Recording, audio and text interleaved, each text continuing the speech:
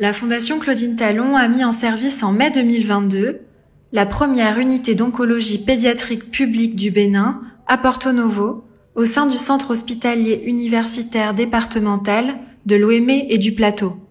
Comme l'ensemble des structures sanitaires construites par la Fondation Claudine Talon, l'unité a été reversée au patrimoine de l'État.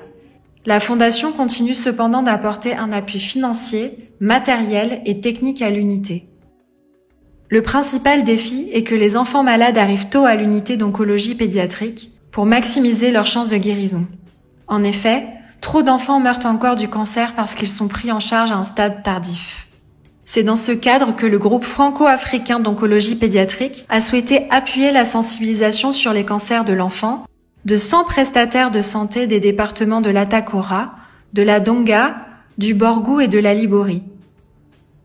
Cette formation permet aux agents de santé qui traitent les enfants de reconnaître les signes d'alerte du cancer, de référer les enfants et ainsi d'améliorer leurs chances de guérison grâce à un diagnostic précoce. Cette formation vient en complément à celle déjà donnée dans l'ensemble des autres départements du Bénin. C'est la première fois même que j'entends parler de cancer chez l'enfant, à moins que, par rapport à ce qu'on suit dans les films, je pensais que c'était des fictions, mais là je me rends compte que vraiment la réalité est là.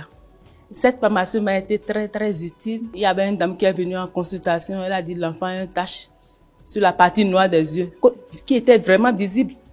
Mais elle était venue juste payer un collier à l'hôpital. Si c'était après cette formation, je suis sûre que j'allais encore plus insister sur les signes de gravité. Parce que moi-même, j'ai pas su ce que c'était. Donc, j'ai juste dit, ah, ça, il faudrait que l'ophtalmologue le prenne en charge. Mais maintenant, ce ne serait plus la même démarche. Parce que là, je vais expliquer que peut-être c'est quelque chose qui est plus grave qui est derrière. Beaucoup de professionnels de la santé ne savaient pas, n'avaient pas conscience de l'existence du cancer chez l'enfant. Mieux, ils ne savaient même pas qu'on pouvait en guérir.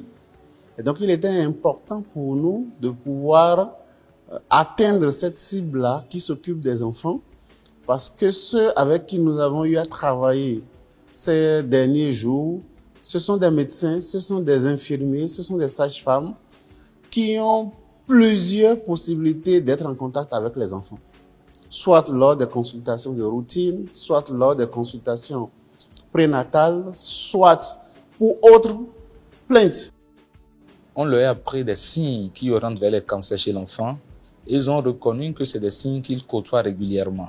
Ayant mis en place des médecins qui sont des points focaux dans ces départements, quand ces agents paramédicaux, c'est-à-dire infirmiers et sages-femmes, vont identifier ces enfants suspects, ils les enverront vers les formateurs qui sont des points focaux qui vont se charger de faire le tri et de voir vraiment si c'est des enfants suspects de cancer de l'enfant ou non, avant de nous l'envoyer dans l'unité d'oncologie pédiatrique qui est située à Porto Novo.